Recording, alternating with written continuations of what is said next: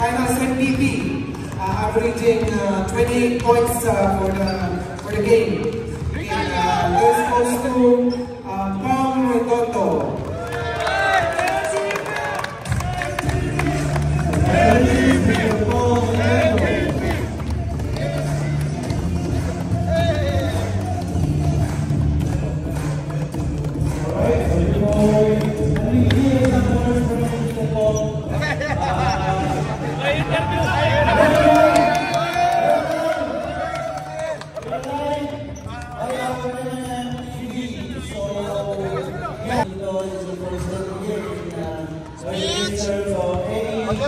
Any words, any thoughts on how you get there? Our very first appearance goes down the last day, the very first finals appearance of our Division 1 champion. First,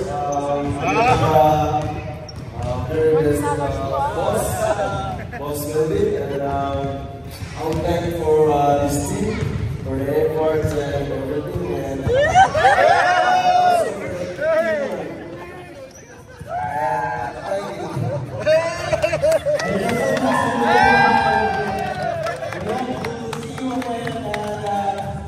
let's wait for some further announcement with